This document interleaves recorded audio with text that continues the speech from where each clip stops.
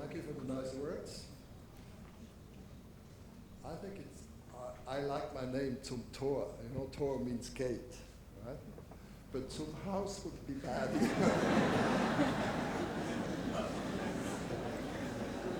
I think about that.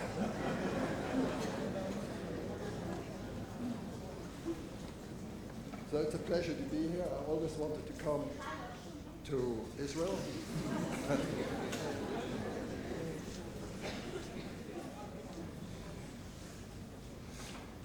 There are people in my office, some young ladies, architects, crying and say, "Oh, this time I would like to come with you and see the white Tel Aviv."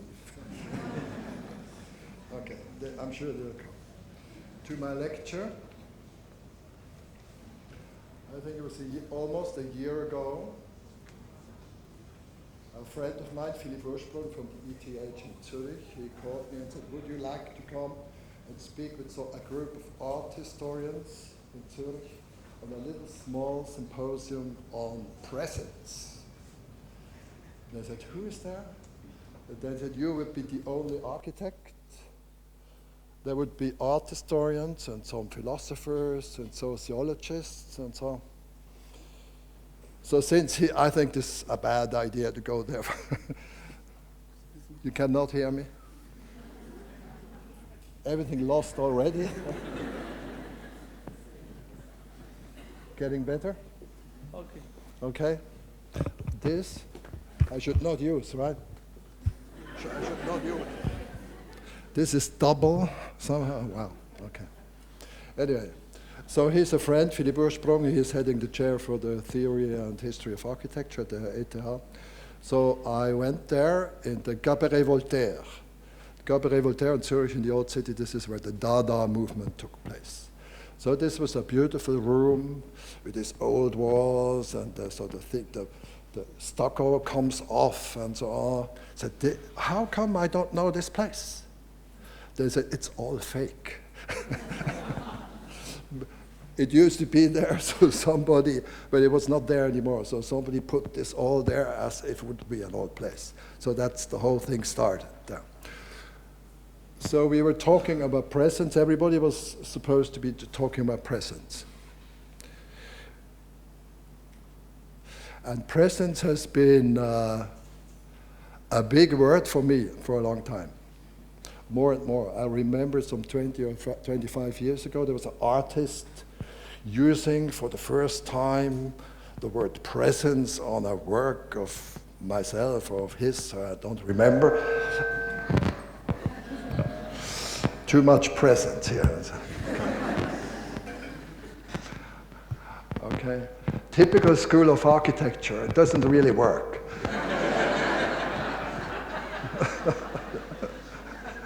Sorry about that. I do have some experience. Okay. I'm trying to go back and to concentrate now. I have to go back and concentrate. Present. So I go there, I speak first, and I speak about my kind of presence. You will hear this later on. And then the art historians come, and after half an hour, I find out, and they tell me presence that does not exist. So this was completely strange to me, and after a while I understood. In the discourse of art historians after deconstructivism, presence holds an idealistic idea, and this is not allowed, right? It's already kind of a message, it's an ideal in it. So once more I learned when you enter the field of people who work with words, it's not the same as when I work with words, because I relate to buildings. So I went back to my own presence, which is the presence of experience, I guess.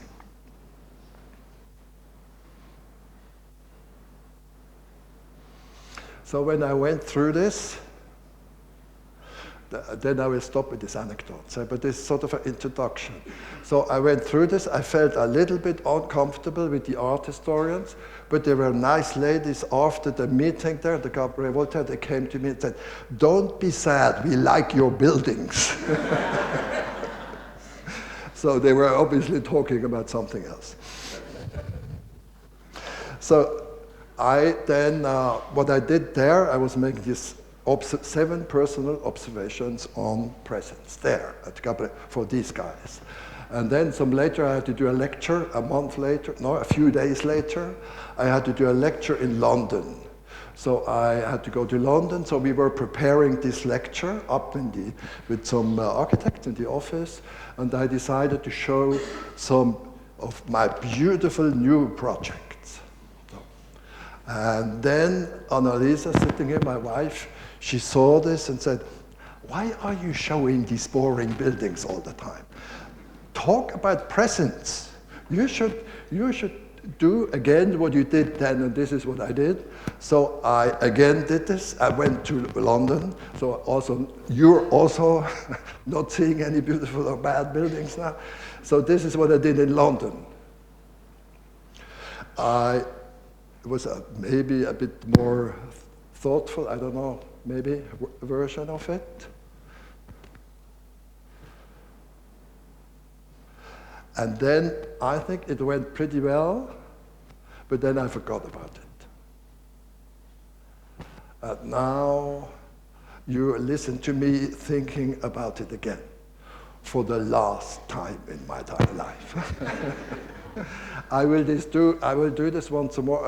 I read the text, there was a script, and my old notes, and so I'm trying to reproduce and get more precise and even more better. Let's see what happens. So it's 7 personal observations on presence.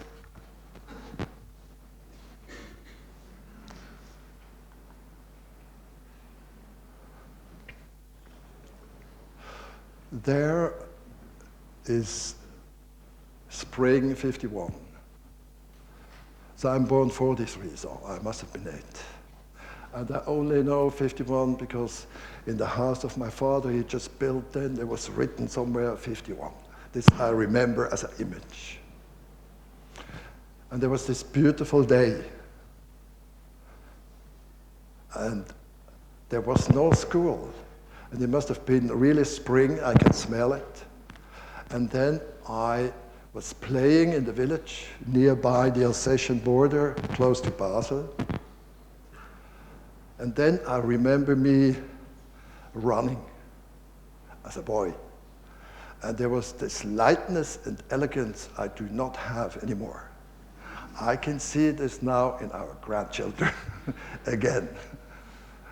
Yeah, but I remember it was so beautiful, it was so easy. It was just me as a boy running and everything for just a fragment or I don't know, 2 seconds. Everything was good. And this I didn't know, of course. It's me, an old man looking back, and that this must maybe my first experience of presence. Just being in the moment. And then, so I read this Lyotard. I'm not a big fan of Lyotard, and I haven't read him really, but there was a quote I liked where he says, presence, this is sort of like a gap in the flow of history, where all of a sudden it's not future, and it's not history, it's just, and this is the happy moment, right? I'm sure we all of you, we have our happy moments where we felt just pure presence.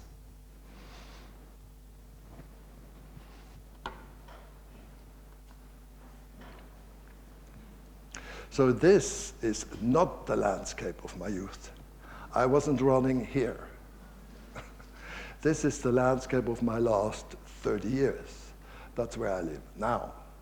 And after a while, came also every once in a while this feeling of presence and strength. And sometimes in me, but for sure in the mountains. if I look at these rocks and stones, I get a feeling of presence, of space, of material. So I hope that would be a nice idea, that these mountains would have influenced my work. Who knows? I would love it.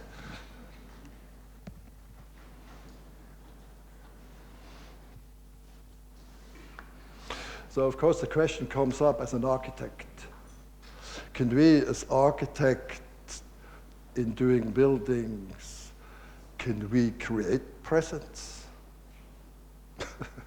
Not easy, but at least the question arises, in my work, could I do this?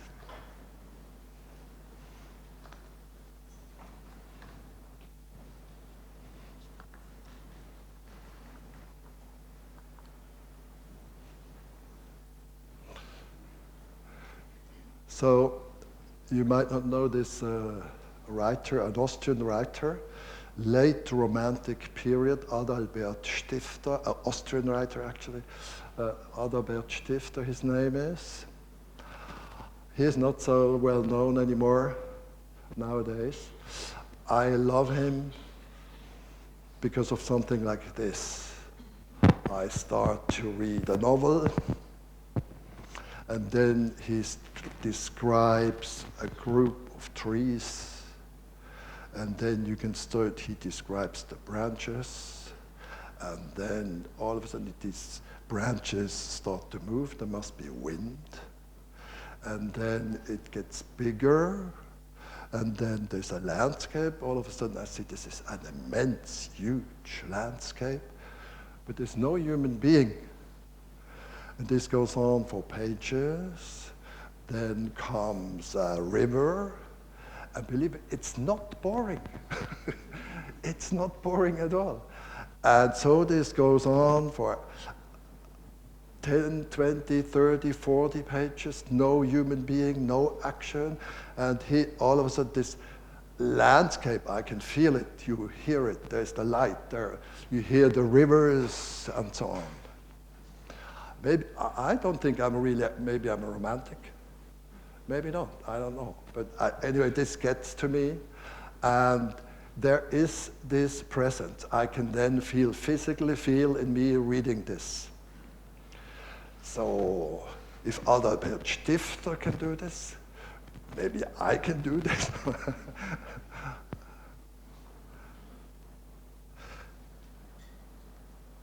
So looking at this landscape, look at other things, this is sort of like looking like at a tree, right?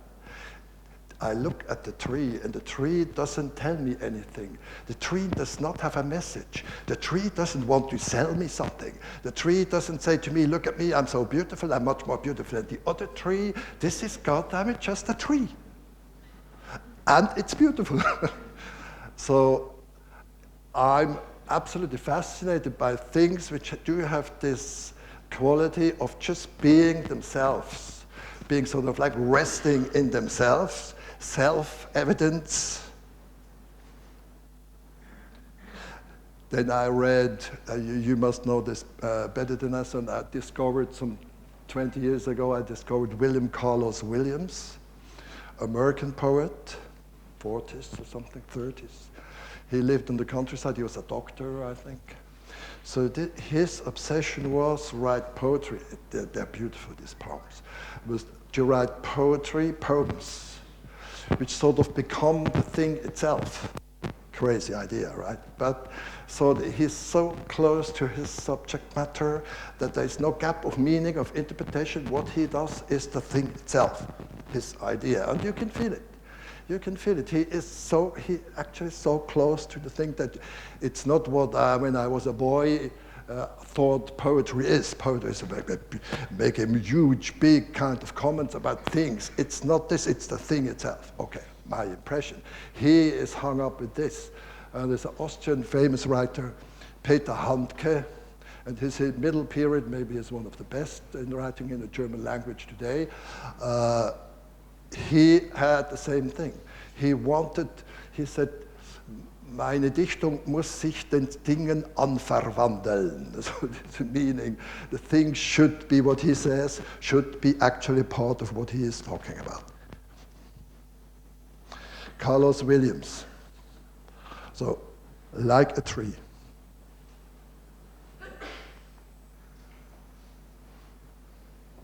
Like a tree.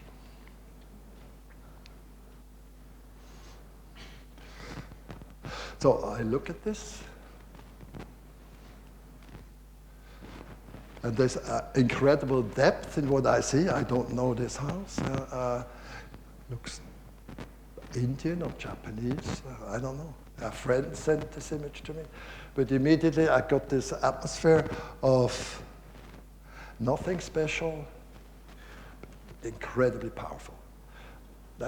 I would love to make houses like this. I would love that.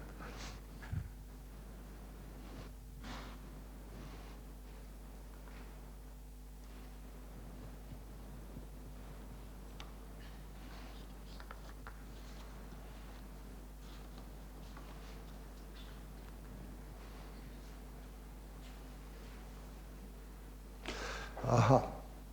Before we go to this, I can see here, I have to tell you something else to make to this. Because here I'm trying to see how could I, sort of crazy idea, how could I create presence in my work? But before that, this was for me a very interesting experience.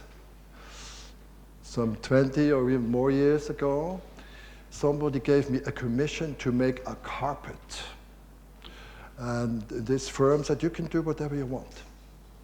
And they invited several designers and architects to design a carpet which would go into the production. And at that time, I was exactly interested in this kind of eliminating the author, making a piece of art which does not have an author, of course, or where the author is not felt in the foreground, but in the background, something like this. So, of course, I discovered the music of John Cage. John Cage, you know what he did, that's what his big hang-up too. So you know all his compositions were this completely aleatoric, it's influenced by accidents. There are these concerts in the city of Basel where the tram, the noise of the tram taking the curve in front of the concert hall was part of the music and so on. So he was also trying to, is it possible to make a piece of art where the author almost disappears? So under the influence of this, I made a concept for a carpet to be done by women in Sardinia. Sardinia, yeah, okay. Is this English? No. Sardinia, I don't know, in English, okay. So what I did, I made a concept for these women there, which had to do with the weather and the season. So I made a complicated kind of script. So it depended on what woman was working, what time she was working, what kind of weather it was, whether it was dark or not dark. And all these codes together gave a color. And in certain moments, I don't remember, when the weather changed from this to this, she had to change the thread and go from red to blue and stuff like this. So I had the feeling this must turn out to be the most wonderful carpet in the world. And there will be no author. There's just this script, nature designing, accident designing this carpet. Then they produced the first piece of carpet. It was about a meter long or something. It looked absolutely terrible. Only Mario Botta, my friend, who also had a commission to do a carpet, was nice enough to say, "Hey, Peter, bellissimo, bellissimo." But also in his face, I could tell he didn't really like it. Yeah, okay. So what did I learn from there? Then I looked at this, then I learned I made a mistake, a very simple mistake. If you take 50 different colors and you put them all into one pot, what comes out is great. Sorry about that. I have to admit I was so stupid to do this. It turned out really gray or even worse, I have to tell you. And so you need an author. That's what I learned. You cannot, the author, it doesn't, we have to do something. We have to be intelligent in doing our things. So a couple of attempts of how I try to do this. This is the first one, pure construction.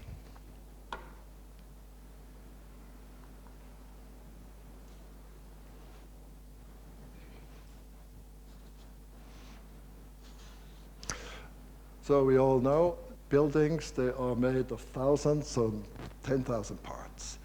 We put these things together and then they become a building, and it's really thousands of parts, as you know. You have to control and put together and so on. Buildings do have a construction. Buildings are not virtual. Buildings are not, they're images on a computer, but that's not what I'm talking about. I'm talking about real buildings. They have an anatomy, they have a construction. I love constructions. I think this is one of the noble tasks of the architects, to construct, to put things together, to make them hold up and so on. So, pure construction. There was a competition 25, I don't know, 20 years, everything in my life is now 20 years ago. Even though I think maybe I should say 30. Anyway, so there was this competition in Berlin, and they wanted to make a museum on the Holocaust, on the Gestapo headquarters. So there are these remnants of the Gestapo headquarters and all these terrible things. They sort of covered. So they took this a little, excavated what was left of these things there on Prince Albrechtstraße 9, and made a competition. I won this competition. The idea went like this. Oh no, the idea came out of my reaction to the site. In the competition, I went to the site, I looked at this, and then this all came to my mind. What happened there? It was Gestapo headquarters, everything there. It was actually the center of destruction. There, right, intelligent right there. So I was there, and I said, was it you? Yeah, we were there. So I said to Annalisa, I cannot do anything here. This is too much. How could I do a new building for something like that? I mean, how could you find a form? If you start, my thinking, if you start to symbolize anything, this gets worse. I mean, this is so, anyway, so then I said to myself, or maybe I can invent a building which would be pure construction. No meaning, no comment, nothing, because I was completely convinced that on this you cannot make a comment. In architecture, maybe in other fields, but in architecture you should not comment this. I know my friend Daniel Libeskind, he thinks a little bit different. That's fine. That's okay with me, but my reaction is this. So we invented the building. We won the competition with this building. This building was sort of stick, void, stick, void, stick, void, like 0, 1, 0, 1, 0, 1. So it was like this. It was all poles, horizontal and vertical, nothing else. But these poles and 2 rows of poles, so you had 2 layers in the facades, and also in the section, the floors were made like this. Same thing, and it was some 180 meters long or something, and they was pressed together by pre-tension, by cables, and became a solid structure. And these things here in the trusses, they became Virondelle trusses. Architects know, or at least engineers know what a Virondelle truss is. So there was this building, which didn't produce any walls. We called it Stabwerk. Stab, This is Stab. It's like a beam, but it's a bit finer. Der Stab. It's something long and slender and square in section. What do you mean? Translation? Better translation? No. Okay. A pole. Stab is more elegant. And it's never round. A stab is, I guess it's a piece which is already, it's not lumber, it's a worked piece. It could be steel or it could be concrete. So in our case, it was concrete. Der Stab, it's something elegant. And Stabwerk is something knitted together, huh? Knit with something made from Stäben. Okay. So we made this building. We didn't build it, but we constructed it. We made big models, and something interesting happened then. I set out to make a building with no meaning and which didn't make any comment. And you know what happened? As soon as somebody looked at this design, they said, topography of Terra Peter Zumthor. So it was sort of like a semantic void. So the type didn't exist, and because it didn't exist, this was so unique, it became right, it was full of meaning right away. But I think it was sort of, I didn't want it, but I felt it as a compliment, because it was then to be a specific building for this purpose. So what I learned there, meaning cannot be avoided. But I still stick to that. I'm not going for it. I never go for meaning.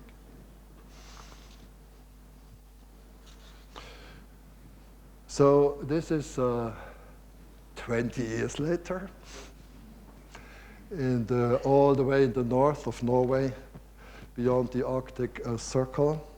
This is a building commemorating the 91 people murdered.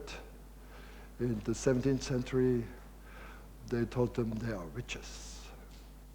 And now they have a building, and each of these women have a window and a light and so on. And so when I look at this, I show this here to the construction department here, to my, what I like about it, I learned something in Berlin, and then for some political reasons, the Germans didn't want my building anymore, so I could not do it. But ideas are never lost. In a way, once you have done something as an architect and you have worked on something, in another way, they come back.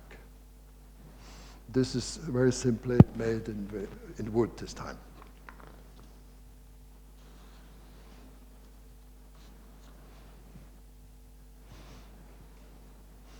So, where are we here?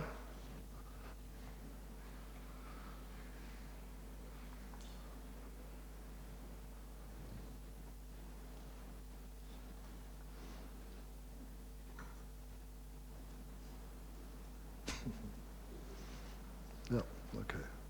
I have a little bit of a mess here. So let me see. Okay. Second attempt. So this was about construction.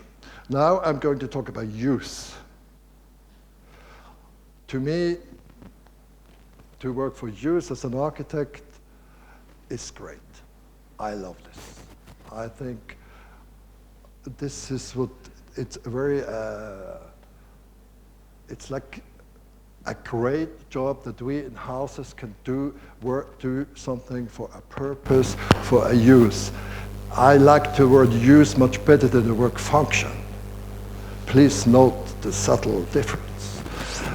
That we can use something in the kitchen or wherever on the world. This is beautiful. I like to use things. And if things are well made to use, this is beautiful. So I think to make something well for use is a noble task of architecture. So I made with my, I used to be a professor, but now I'm an architect. So in my former life, when I was a professor for 10 years, I gave a project to the student, make it typical, then it will become special. And I introduced this, I said, listen, remember, I'm a fan of kitchens. I like kitchens. I like all the good kitchens, the kitchens of my grandmother and from my great-grandmother. And I hated the kitchen of our house, of my family. I thought this was really bad, but they're really good kitchens. And the good kitchens are not good kitchens because a great architect designed them. Usually not, I'm sorry to tell you. They have other qualities. And I think you know what I'm talking about. And that's what I'm so interested in, not only in kitchens. And that's why I like use so much. Also, if I do a disco or a railway station or you name it, it's always the same. For me, use is in the center of the task. I would hate the fact if somebody would come to a building of mine and said, looks beautiful, but hard to use. Typical architect. So this I think that would be the bottom for me. Okay, so I said, starting with this kitchen idea, let's make a project for one semester where you don't try to be special. Let's set out to be typical. Then we get out all these assignments of different things. And the thing was, the more typical you are, the better grade you get. And this was a lot of fun. And of course, it proved the fact that if something is really, really typical, it becomes special. So again, in my work, I'm not setting out for the special, I'm setting out for the typical, believing that. Or in philosophy, Michel Léry said, this was a French philosopher. Once I read this there, I didn't read a lot, I just read a little bit. And then I read, if you are really highly subjective, this will become objective. That's something to think about, huh? But it has something to do with this, I guess.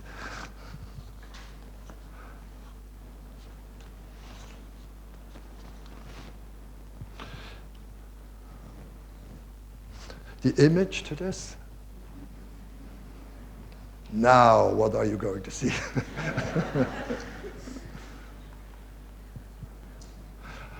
See, this is not even a good image. A friend sent this once to me. This is in the outskirts of Berlin, a very simple railway U-Bahn station. Huh? But I think it's so full of atmosphere. I love it. I think it is a very typical U-Bahn station. And you can see it's not in the center of New York. It must be somewhere outside, and I like the way the light comes in, and the constructions or something. I'm absolutely fascinated by things like this, typical for use. There's a little bit of design even. You can start to see there's an engineer, he did something, and so on. But it doesn't jump into your eye, into my eye, I should say, as a design. It's an atmosphere. So if I would succeed in my best building ever, which I haven't done yet, the building would fit the use, like the glove a hand, sort of like that would be the ideal.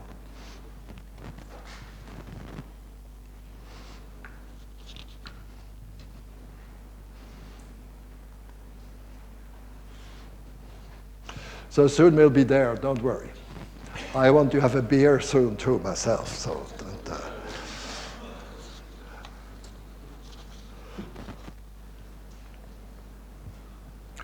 Now, this is maybe about form, but maybe it's about form and body. So there was 20 years ago, I got an invitation to Stockholm, and there was a young architect studying architecture, Katarina, I forgot her name, and she made a symposium there with this title, Form Follows Anything. And I think a great title, because we all know that in architecture, maybe also in art, but in architecture for sure, we know architects can be seduced to do everything, right? When they can build, they're happy. So they can represent for politicians, for rich people, for democracy, for fancy. I mean, form is open. This depends on who you are, what you do, but basically the form is open. And you can also do this for business. I think nowadays forms are used to make business, to sell things and so on. I don't want to be moral about this, it's or ethical. This everybody has to do him or herself. It's more to agree to the fact that architecture always has been used to make statements in this direction or in another direction by politicians or whatever.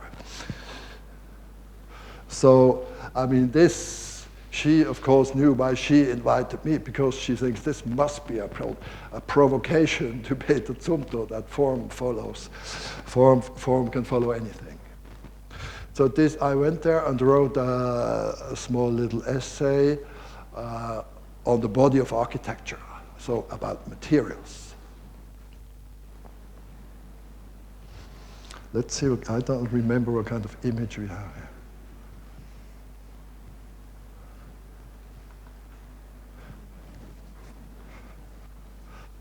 You must remember. Yeah. Okay.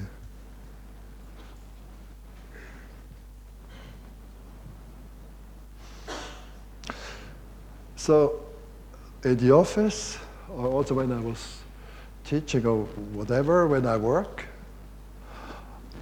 I always say for me, architecture is not primarily about form. Not at all. We actually never talk about form in the office. We, for instance, talk about construction, as you saw. We can talk about sites and so on, the influences which come from the outside. And we talk about materials. If you come to a building, I think what surrounds this space in terms of material makes its atmosphere, not so much the form. Because I think the form is not so bad of this space. I think the materials are absolutely terrible. Huh? So, I mean, they give me the creeps. Sorry to say, I mean, I should be more polite, but just I try. I'm trying to make a point here. Floor is okay. I like the floor. Okay. Okay. Yeah. Okay. So there are these moments in the atelier when we start to put together the first materials. So the real materials of the building early on. So you have to imagine we're not making plans, and when the thing is finished, or everything in plan or in white paper models, somebody says, by the way, what kind of material should we use? This is not the way we work. Early on, the materials are there. And they are put right next to the desks and so on. And we put them next to each other. And you probably know, every fashion designer knows this, every artist for sure knows this, used to know it when they work with materials, that you can put materials together and there starts something like a reaction. Maybe you call it a chemical reaction or aesthetic reaction, I don't know. But it's a physical reaction, I think. So they start to react to each other, and then you can change the quantity of the materials. You can do a lot of stone, and you can a lot of water, and a little bit of brass, and so this is what you can do. And you can, so this is about material, and this is about creating atmospheres, and this is about making architecture. To me, this is how my early experience of architectures are. I don't think about forms, I think about atmospheres, materials, and so on. Okay.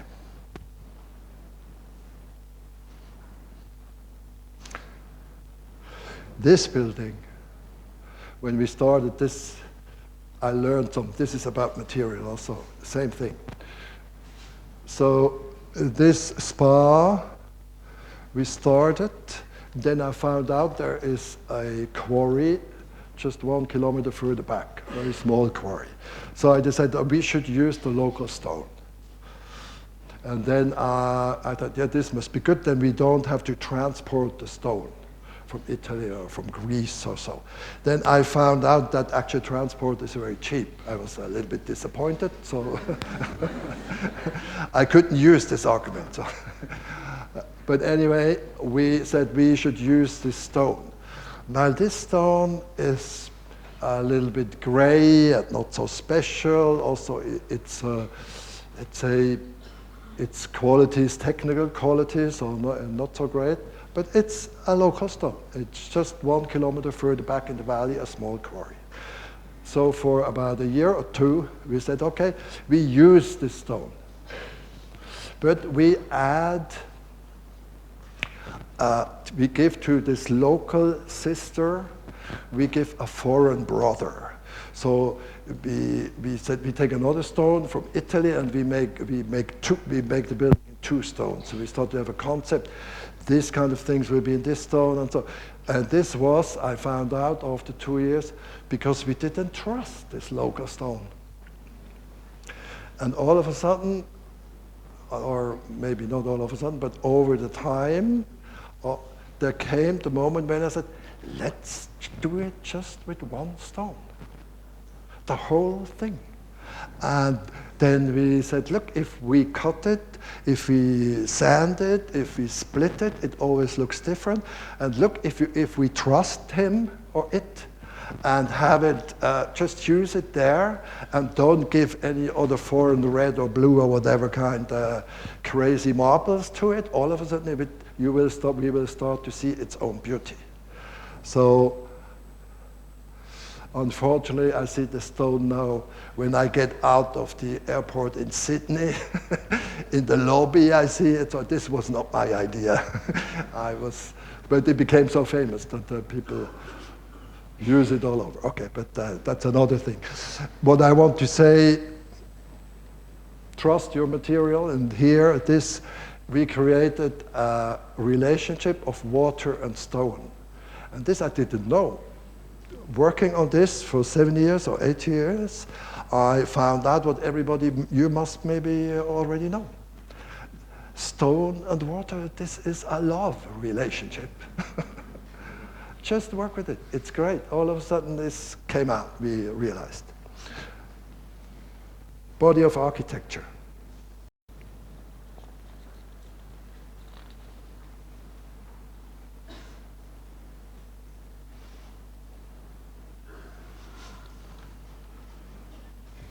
This was, yeah, maybe I should say, do you have some more time, a little bit? Okay. I think there's 2 more chapters, okay? So I don't want to bore you here or something. Okay, to the materials. It starts with an anecdote, but I learned something from it. I think a couple of days after the opening of this spa, there came an elderly lady to me and said, I was standing in your bath and there were all these beautiful dark areas. Sometimes it's light, then it gets darker and so on. And in your bath also old people look good. Did you do this on purpose? And then I could say, yes, I did.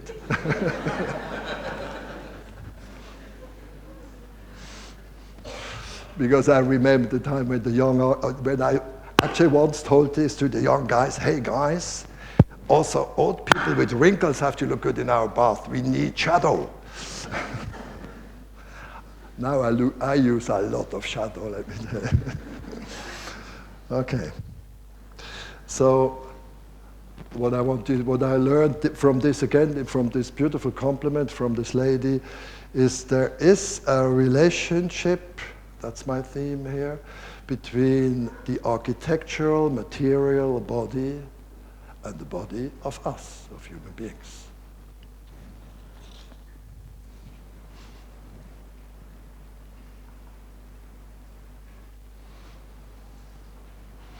So you see, I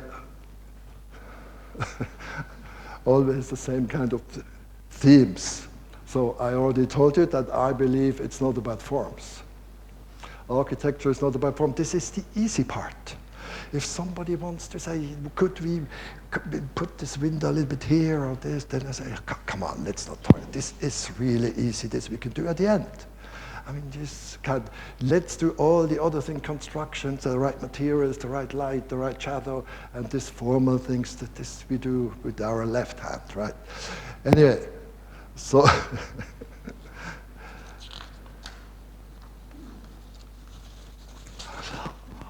when they invited me at the GSD in Harvard to teach once, so I went there.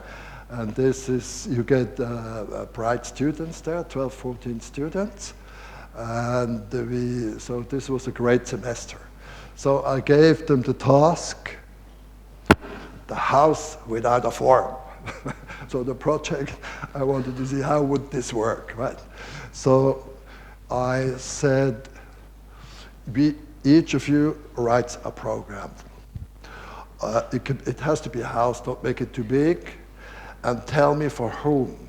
It should be for somebody you know, or you think you know, or something you have an emotional relationship to. And then give it a site.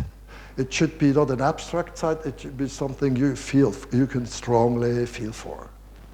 You know what you're talking about when you talk about the site, not something abstract or something. And then you have to present the design of your house, but you cannot use plans and sections, and you cannot use models. So, so we had to rent a warehouse. So we rented, I spent all my salary I got from them to rent a warehouse, because Harvard wouldn't give me one. Okay, they're not used that professors, guest professors come and want a warehouse. Maybe you wouldn't give them one either, right? Okay, so, but we needed this big working space, so we worked there and made the presentation. And this was absolutely fantastic. They made these installations. And of course, you said, you should smell it, you should hear it, you should see things and so on. But don't do it with forms, do it with other things. So there were installations with sound and images and so on. So I remember 2 examples. There was Tom, this guy from the south of the United States. He made a house on the Mississippi, and he showed some elements of the Mississippi, and you saw the water. And in certain things, he would only talk about what he would do. You would not see anything. With him on a tape recorder, he would talk and give the qualities, would name like 7 or 27 adjectives of how this should be and so on. So it was a lot of fun. And, or for instance, the Pavlina, a girl from Cyprus. This was amazing. You could see she was a trained photographer. So she made a project, and you could see a lot of red earth.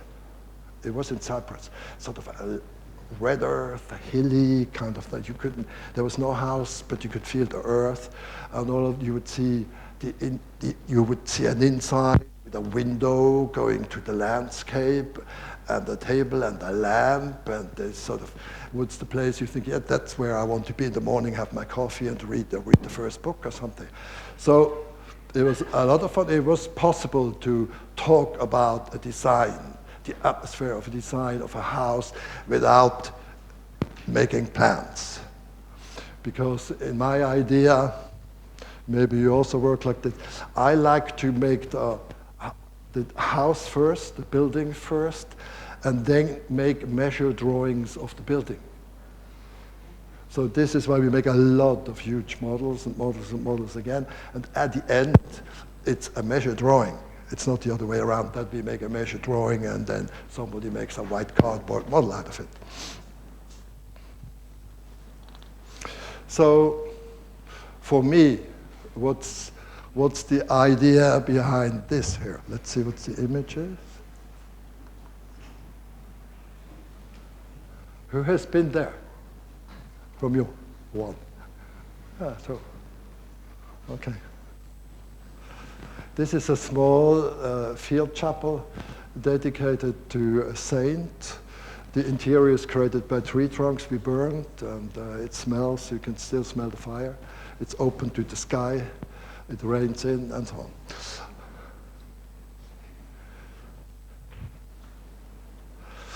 Yeah, it's, I guess when I look at what I'm after in this kind of the house without a form, I think what interests me most is emotional space. If a space doesn't get to me, like the first big church got to me when I was a boy and I went there with my mother, then I'm not so interested. I want to do emotional spaces which get to you and which, of course, as you can see, have something, are self-evident and have something to do with the function and are sort of almost disappear in their usefulness and all dreams, of course, I know, but that's how it is.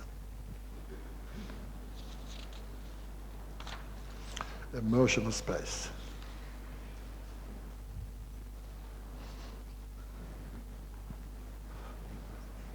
Okay, so we're coming to an end.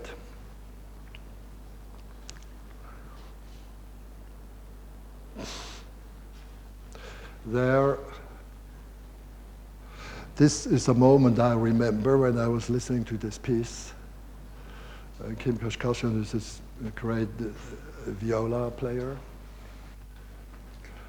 So I was sitting on my desk and then I listened to this movement, and after a fragments of seconds, I was in the mood of this piece. Everybody knows this, that music has this capacity to go directly to your heart, much more than architecture. I think music is the most immediate of the arts, which can sort of change the chemistry within you very quickly. I think everybody knows this kind of thing. So it's sort of like you can experience a piece of art and it gets to you without words. You meet a person, my parents always said, don't go for the first sight, give the people a chance. Now I'm older, 20 years, as you know, then I say, the first impression is I go for the first impression. I think the first impression I have of a person, this usually is exactly. And I think this is a beautiful human capability to, in a fragment of a second, to get a right impression of a lot of things you know, of things you don't know, of things you don't know that you know them, things you knew once, you don't know them anymore. Conscious, unconscious thing in a fragment of a second, you react. We can all imagine where this capacity was needed for the human beings, I guess to survive, because there are certain situations where, maybe not today, but there used to be certain situations where you didn't have time to write a paper whether I should run away or stay. Yeah, okay. So architecture, to me, has the same kind of capacity. it takes a little bit longer, but in the essence, to me, it's the same. And I call this atmosphere. Because for me, I think emotional space, but the whole thing, everything, this is the atmosphere. I come into a space, you can see, usually I'm not talking about objects, architectural objects, but architectural spaces. That's where my heart is. I also like objects, but I like much more spaces. You experience a building, and it gets to you. And it sticks in your memory, or it sticks in your feeling, and so on. So, I guess that's what I'm trying to do. And now I remember in this, in January, this famous encounter with me and the art historians, where they told me presence doesn't exist. In the coffee break, there was one of these art historians, a guy from Potsdam, Berlin. He came to me and said, I know what you mean. I know when you were talking about this Adalbert Stifter landscape, I told you at the beginning, I know you don't mean this is sort of this beautiful, romantic kind of landscape and so. I think you mean you sort of like, you're in the world, and you're part of the world in the moment. And there's something bigger in the world than you are. Then I said, well put. Thank you.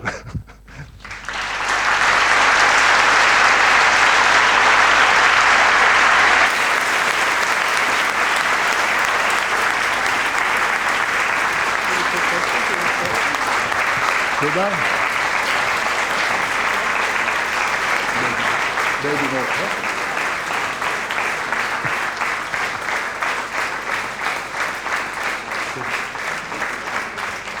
Maybe there should be no questions, right? Maybe we should go and have a drink.